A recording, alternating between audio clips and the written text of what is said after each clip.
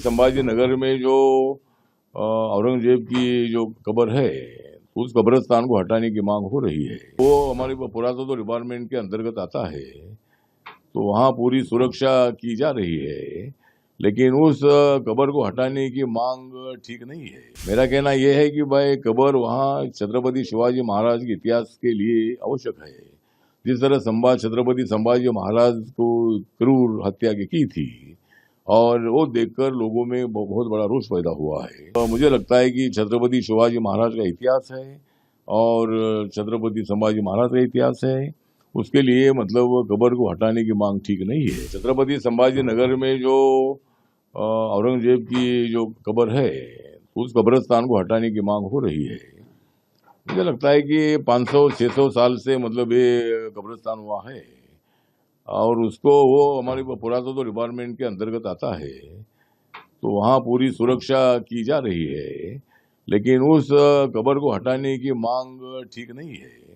मेरा कहना यह है कि भाई कब्र वहाँ छत्रपति शिवाजी महाराज के इतिहास के लिए आवश्यक है। जिस तरह छत्रपति संभाजी महाराज को क्रूर हत्या की थी और वो देखकर लोगों में बहुत बड़ा रोष पैदा हुआ है। छावा फिल्म देखने के बाद लोगों में बहुत बड़ा संघर्ष पैदा हुआ है और वो रास्ते में उतर गए हैं। उनकी भावना मैं तो समझ सकता हूँ।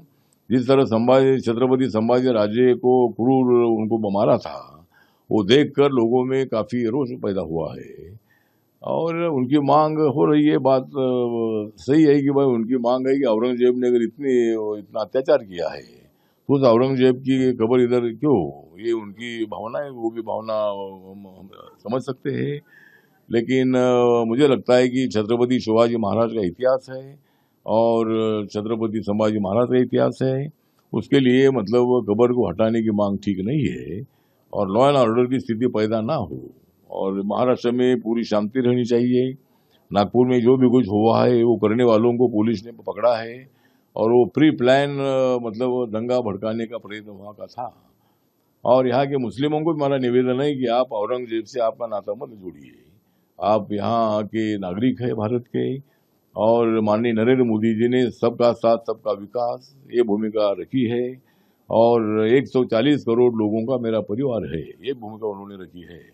इसीलिए आप असुरक्षित मत समझिए और आप औरंगजेब से अपना नाता मत जोड़िए। औरंगाबाद की औलाद अलग औलाद थी, वो तो पूरे मुगल यहाँ से चले गए हैं और आप पहले हिंदू थे और बाद में आप लोग मुस्लिम बने हैं।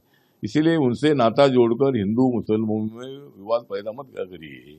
और हिंदू समाज को मेरा निवेदन है कि हिंदू मुस्लिम इस विषय पर विवाद नहीं होना चाहिए। इसी तरह की हमारी भूमिका है और जरूर मतलब पूरे महाराष्ट्र में शांति रहनी चाहिए, ये हमारी भूमिका है।